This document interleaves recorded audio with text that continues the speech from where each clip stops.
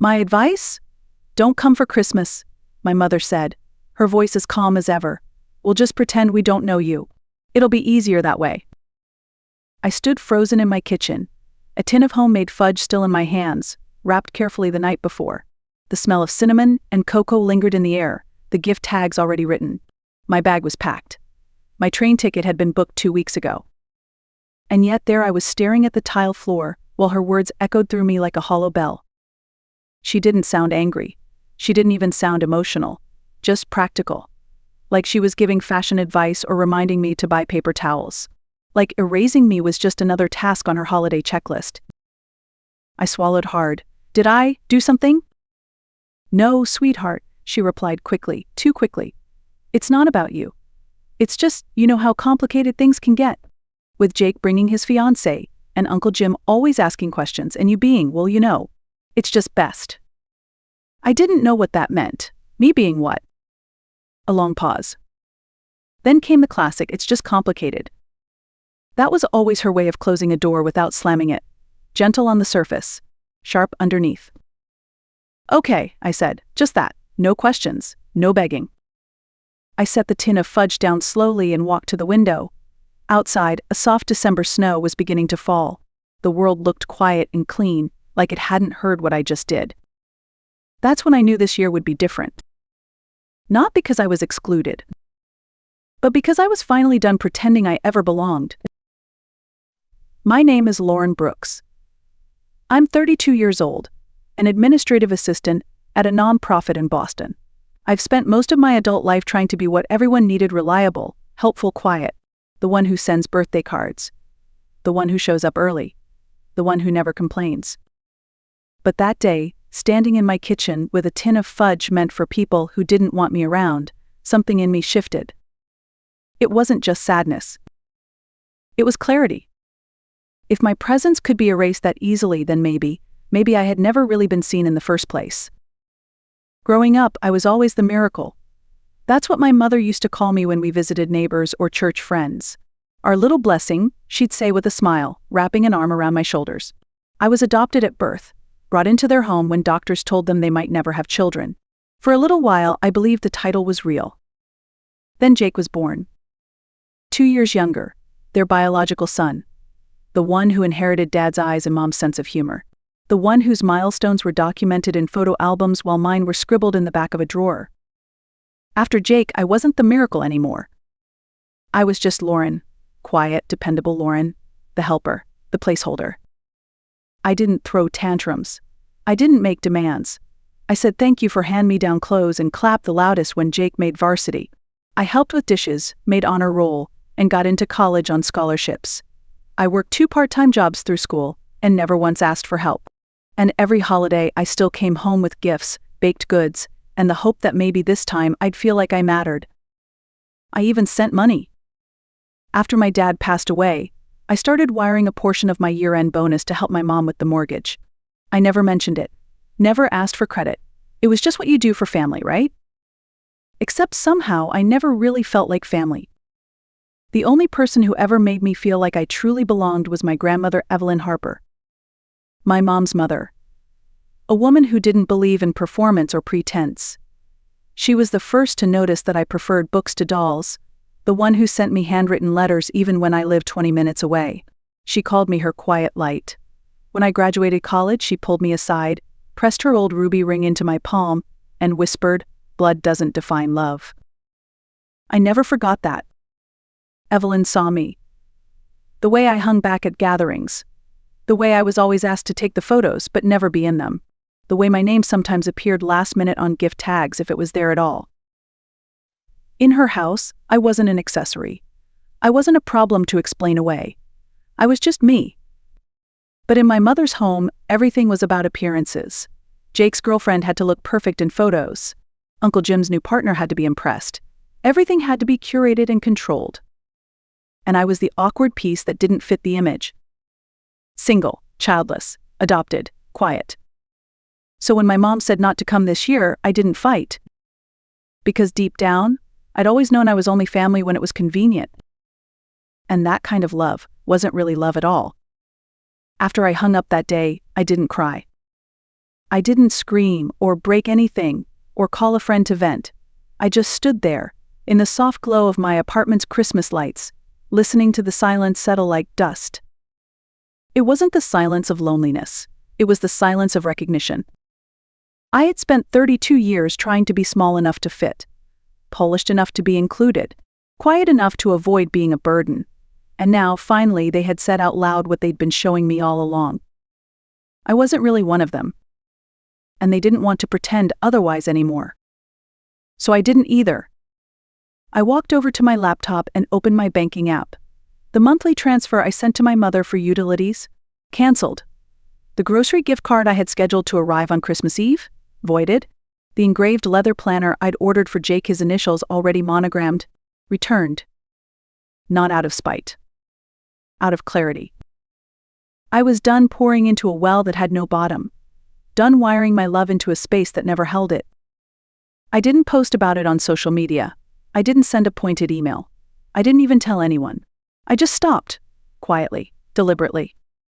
For the first time in my life, I allowed the silence to grow and I didn't rush to fill it. In the days that followed, I avoided the usual holiday rituals. No tree. No sugar cookies. No reruns of It's a Wonderful Life. Instead, I cleaned out drawers, rearranged my bookshelves, went on long walks through the frozen neighborhood park. I watched the kids down the street build snowmen and noticed something unexpected. I didn't feel left out. I felt free. It wasn't that being uninvited didn't sting. It did. But choosing not to go back, that was power. That was the part they hadn't anticipated. They thought I'd be hurt. They thought I'd beg. But instead, I found something else, something no one had ever offered me during the holidays: peace. I stopped performing. I stopped trying to earn a space at their table. I stopped waiting for a seat to open up. Instead, I sat on my own couch, cup of peppermint tea in hand, legs curled under a blanket I'd crocheted myself, and felt the warmth of something I couldn't name. It was the beginning of the end. Not a family, but of the role they'd assign me. The convenient daughter, the silent supporter, the one who would never make waves. That version of me. She didn't live here anymore. It was the morning of December 29th when my phone rang again. I was curled up on the couch, watching snow drift past the window. The holidays were officially over, and for the first time in years, I wasn't recovering from some kind of emotional whiplash. I was just still. The caller ID showed an unknown number, but it had a local area code. I hesitated for a moment, then picked up. "Miss Brooks?" a calm, professional male voice asked. "Yes, this is she. My name is Thomas Callahan. I'm an attorney handling the estate of Miss Evelyn Harper, your grandmother." I sat up, instantly alert. "I hope I'm not disturbing you," he said. "I attempted to contact your mother first, but she didn't answer. I'd like to schedule a meeting with you. There's a matter in Mrs. Harper's will that concerns you directly." I blinked, unsure how to respond. I thought her affairs were already settled. The funeral was weeks ago. "There was an addendum," he explained. "A sealed document that Mrs. Harper requested be opened only after the holidays. It names you as the primary beneficiary." I couldn't speak for a moment. "Would you be available this afternoon?" I said yes. A few hours later, I walked into a quiet office with dark wood walls and a grandfather clock ticking softly in the corner. Mr. Callahan greeted me with a warm handshake and motioned for me to sit. He slid a folder across the desk. "These are certified copies of your grandmother's will and the addendum. She made several revisions in the last few months of her life." I opened the folder and scanned the documents, expecting maybe a few heirlooms or a note. But then one line stopped me cold. "All assets, including the residence at 724 Hemlock Lane and all financial holdings, totaling $820,000, are to be inherited solely by Lauren Brooks, my granddaughter, not by blood, but by love and loyalty. I pressed my hand to my mouth. "She left everything to me?" "She did," Mr. Callahan confirmed gently. "There's more." He handed me a second sheet of paper, a handwritten letter in my grandmother's elegant cursive. "If Lauren is ever made to feel like she does not belong, if she is excluded, diminished, or made invisible by this family, Let this inheritance be my answer. She was always mine. And I want the world to know it. This gift cannot be contested or divided. Let no one benefit from her pain. I stared at the page, the words blurring through my tears. She had known. She had seen it all. The way I was always in the background. The things no one ever said aloud but always showed in silence. The patterns I had tried for so long to excuse. She saw. And in the end, she gave me not just her home but something deeper. She gave me proof that I had been loved. Fully, quietly, unconditionally. By the time I got home from Mr. Callahan's office, I had 5 missed calls from my mother and 3 text messages from Jake. All with the same tone, shocked, confused, and carefully worded to sound concerned. "Mom, why didn't you tell us? We could have discussed this. You knew Grandma was sick." "Jake, there has to be some mistake. Grandma would never leave us out. Not unless someone influenced her." I didn't respond. The next morning, there was a knock at my door. I knew who it was before I even looked through the peephole. My mother stood there in a pristine winter coat, pearls at her neck, her expression a mix of hurt and expectation. Jake stood just behind her, arms folded, jaw tight. I opened the door but didn't invite them in. "We just want to talk," my mom said, as though I were the one who had shut them out. She launched into it immediately. She was confused, Lauren. She hadn't been herself for months. Maybe the lawyer misunderstood something. "Maybe you did?" "She wrote it," I said softly. "By hand. And she meant every word." Jake stepped forward, red-faced. "So what, you're just going to keep everything? The house, the money? You think that's fair?" I looked at him. At the brother who never visited Grandma unless it was for a holiday photo. Who never helped drive her to appointments or listened to her talk about old books or garden plans. "She left it to me," I said. "She knew what she was doing. And she made it legally final." "You're being selfish," my mom snapped, her tone turning sharp. That word. After years of giving without asking, of folding myself small to make room for them, now I was selfish? "No," I said clearly. "I'm being honest." They stared at me, as if waiting for me to break, to backtrack, to offer to split everything down the middle, just to keep the peace. But I wasn't here to keep the peace anymore. "She saw me," I continued, "when none of you did. And she gave me what I had never been given: a place, a home, a name spoken with love." My mother's mouth opened, then closed. Jake glanced at the floor. I didn't raise my voice. I didn't slam the door. I just let it click shut behind me. And for the first time since childhood, the silence that followed didn't feel empty. It felt like mine. No longer borrowed, no longer conditional. Just mine. And I was done apologizing for claiming it. 2 weeks later, we met again, this time not at my front door, but in Mr. Callahan's office. They had requested the meeting to clarify misunderstandings, though everyone in that room knew exactly what this was. My mother arrived dressed like she was attending a luncheon fundraiser, flawless makeup, pearl earrings, her voice syrupy sweet. Jake wore a stiff gray suit that didn't quite fit, his expression stuck somewhere between disbelief and quiet fury. I walked in wearing a simple navy blouse and jeans, no makeup, no pretense, just me holding a single sheet of paper, my grandmother's letter, in my bag. Mr. Callahan started the meeting with calm professionalism. He restated the terms of the will and the addendum, emphasizing that the inheritance was final, legally binding, and non-negotiable. My mother smiled politely. "We're not here to fight," she said, folding her hands. "We just hope Lauren might reconsider, out of fairness." Fairness. The word tasted bitter in my mouth. Fairness had never come up when I was asked to take the photos but not be in them.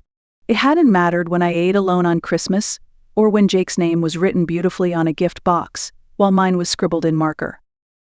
"Fairness," I repeated. "That's what this is about now." Jake looked up. "We're still family," he said. "This doesn't have to tear us apart." I met his gaze and spoke slowly. Family doesn't ask you to disappear because you're inconvenient. Family doesn't pretend you don't exist to avoid awkward conversations. Neither of them had a response. I continued. "I spent 30 years trying to earn a seat at a table I was never really invited to. And now, I have my own. One that was built not on obligation but on love. One that my grandmother made for me with her words, her home, and her trust. Mr. Callahan glanced at me, then reached for the letter. I offered him the original handwritten note from Evelyn. My mother opened her mouth again, but I raised a hand gently. "I won't contest anything," I said, "but I also won't forget." Then I stood. That was it. No yelling, no drama. Just truth. I walked out of that office not as someone who had won something, but as someone who had finally stopped losing. Stopped fighting to be seen. Stopped shrinking to make others more comfortable. And in that quiet ending, I found something far more powerful than revenge. I found peace. Not the kind you earn. The kind you claim. That spring, I moved into the house on Hemlock Lane. It was smaller than I remembered from childhood visits, but it felt warmer somehow, like the walls had been waiting for me. The hardwood floors creaked in the same places. The kitchen still smelled faintly of lavender and cinnamon, just like Evelyn's baking. And in the corner of the living room sat her old armchair facing east, where the morning sun always touched first. I kept it exactly where it was. Not as a monument, but as a reminder. The ring she gave me stayed on my finger, not as a symbol of wealth, but of something more enduring: her belief in me, her quiet loyalty that no one could rewrite. Some weekends, I gardened. Other times, I read for hours. Sometimes I did absolutely nothing at all. And for the first time in my adult life, I didn't feel like I had to earn my rest. I didn't need to host dinners that no one would attend. I didn't need to chase approval that would never come. I simply lived. The holidays rolled around again, as they always do, but this time I didn't wait for an invitation that never meant anything. I lit a candle. I made a small meal. I placed a sprig of rosemary by the window and whispered, "Thank you." And I felt her with me, not in grand gestures, but in the stillness. In the light on the floorboards. In the tea kettle warming again on the stove. In the space I no longer had to fight for. People think revenge has to be loud, that it has to be filled with shouting, slam doors, and dramatic declarations. But I've learned that the most powerful kind of justice is quiet. It's walking away without making a scene. It's choosing peace over performance. It's refusing to shrink for people who only ever wanted a smaller version of you. I didn't call my family after that meeting, and they didn't call me. Eventually, through a distant cousin, I heard that Jake was bitter. That my mother told her church friends there had been a misunderstanding with the will, that they were blindsided. Maybe they were. But not by me. They were blindsided by a truth they never wanted to face. That the daughter they treated as disposable was the only one their own mother trusted with everything. And so, to anyone out there who has ever been told you don't belong, remember this. You do.